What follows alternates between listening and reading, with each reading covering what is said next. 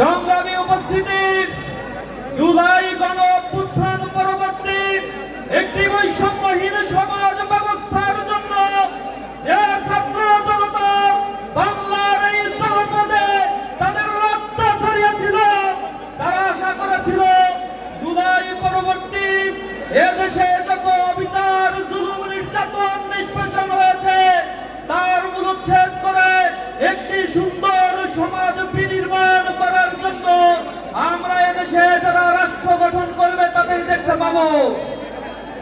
কিন্তু বিস্ময়ের সাথে আমরা লক্ষ্য করছি অনেক রাজনৈতিক বন্দীকে মুক্তি দেওয়া হলো, অজানা কোনো কারণে আমাদের প্রিয় নেতা এটিএম আজহার ভাইকে এখনো পর্যন্ত আমাদের মাঝে ফিরিয়ে দেওয়া হয়নি।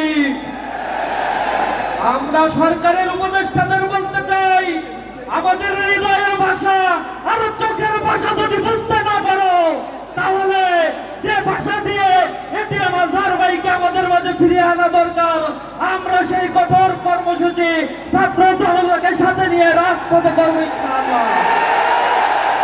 আমরা অনতি বিলম্বে এই যে ট্রাইব্যুনাল গঠন করা হয়েছিল, তথাকথিত মানবতা বিরোধী অপরাধের এই ট্রাইব্যুনালে যে জুডিশিয়াল কিলিং এর মাধ্যমে রাজনৈতিক নেতৃবৃন্দকে হত্যা করে এক শূন্যতা বিরাজ করার জন্য যে চেষ্টা করা হয়েছিল, ছাত্র জনতা জুলাই গণ অভ্যুত্থানে তার দাঁত ভাঙা জবাব দিয়ে ফ্যাসিবাদকে এই বাংলাদেশ থেকে বিতাড়িত করেছে।